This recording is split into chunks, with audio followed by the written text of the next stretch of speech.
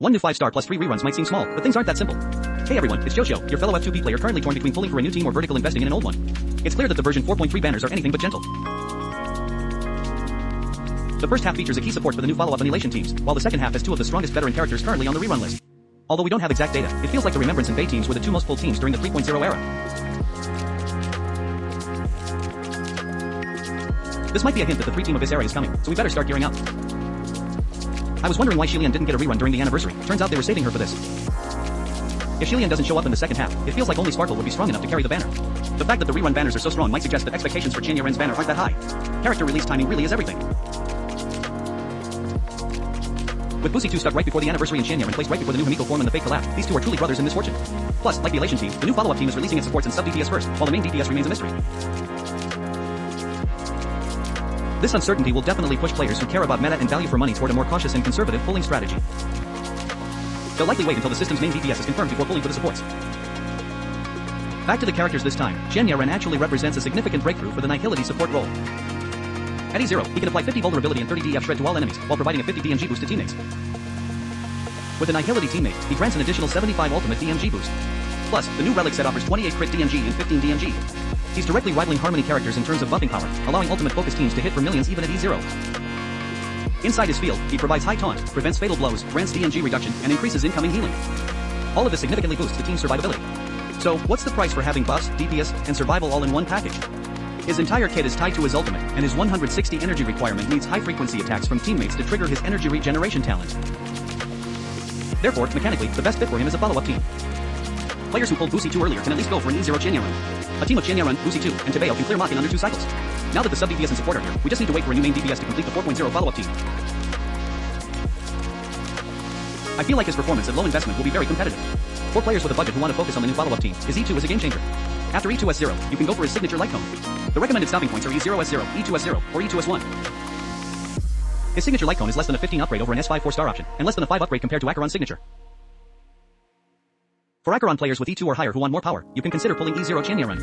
An E2S1 Acheron E0 Chanyaren combo performs on par with an E0S1 Busi 2 E0 Chanyaren team, or you can even run all 3 together. The main issue with E0 Acheron is that her raw numbers are starting to fall behind the current meta. At the same time, the requirement to run triple Nihility makes her team building quite restrictive. Additionally, Chanyaren's buffs are quite versatile and can fit into many teams lacking a support, such as Phainon or even Remembrance teams. However, he hasn't quite reached the level where Tebeo became the top-tier choice for almost every team. The current trend in Star Rail is archetype teams dedicated supports, so his versatility should be seen as a nice bonus rather than his main selling point. If you already have Busi 2 or E2 Acheron, he can serve as a solid niche or counterpick card. Sometimes you use him in other teams for a bit.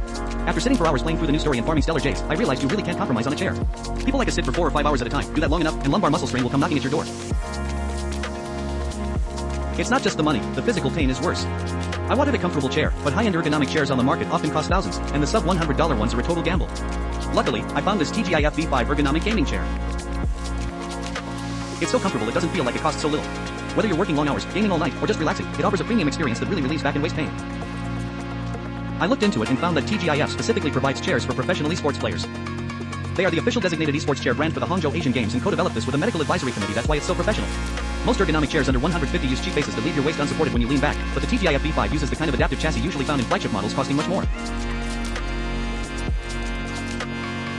Combined with TGIF's deep tuning, this adaptive chassis ensures your waist is never left hanging, whether you're sitting upright or reclining.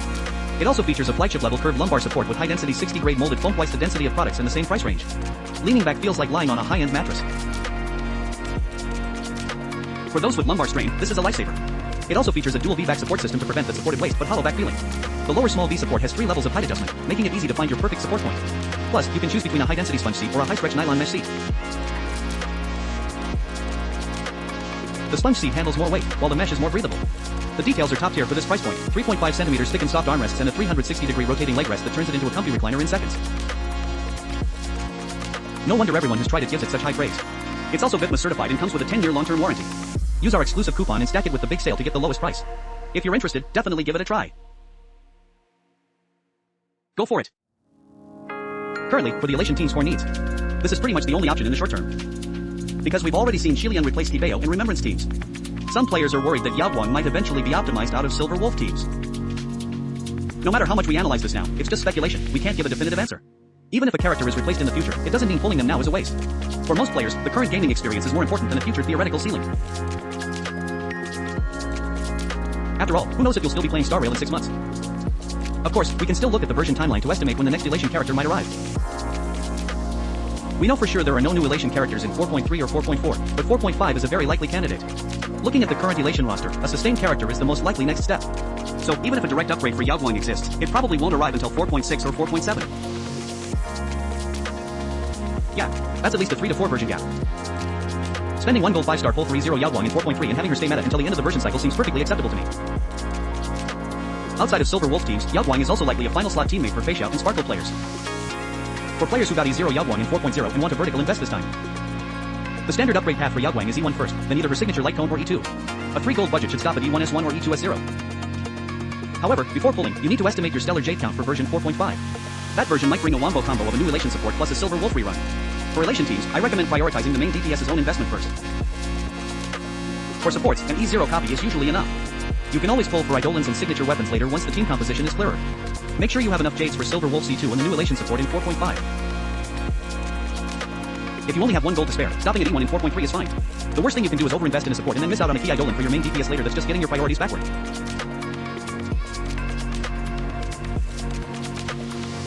As for the 2 reruns in the second half, their key power spikes are at E2 and E6. They already had a rerun in 3.7, and the best time to invest in a main DPS is usually during their first rerun.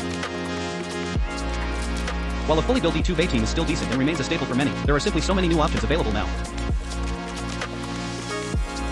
From a meta perspective, if you're going for an E2 main DPS, you should prioritize Elation DPS like Silver Wolf or Phainon, or wait for Hamiko in 4.4. Therefore, I only recommend pulling for these 2 if you are already sitting on a character and just need 1 more copy for a major power spike like going from E1 to E2 Bay, or E2S0 to E2S1. If you're missing both the character's core setup and their teammates, the value of investing now is quite low. Xilian is having her first rerun. Players with multiple remembrance teams who lack support should consider her. For those with well-invested remembrance units like Shedye, Chengjiu, or Fongjin, adding Xilian allows you to split them into 2 functional remembrance teams. Even an E0 Xilian has significant strategic value. Also, E2 Xilian provides a massive boost to Bei and Nakasha. Honestly, if you want E2 Bei to remain a top-tier choice for high-difficulty in-game content like King's Chess, E2 Xilian is almost a necessity. This brings up a question: how much do you care about clearing the hardest content? If you just want to clear mods with a full stellar Jade rewards, E2 Bei is perfectly sufficient. Finally, for high-end remembrance teams, the key stopping points are E2 and E6. Overall, for players who want to grab all the rewards from the new in-game modes, determine your 3-team framework first before deciding how to pull in 4.3. If your 3 main teams are already set, you can pull for some key Eidolons in 4.3. But if you plan to build a brand new team around a new main DPS, save some resources for 4.4. This analysis is subjective but based on an F2P perspective aiming to save Jades while ensuring a good gameplay experience. I hope this gives you some ideas. The most important thing is to have fun. Follow Chocho for more Star Rail pull analysis in the future.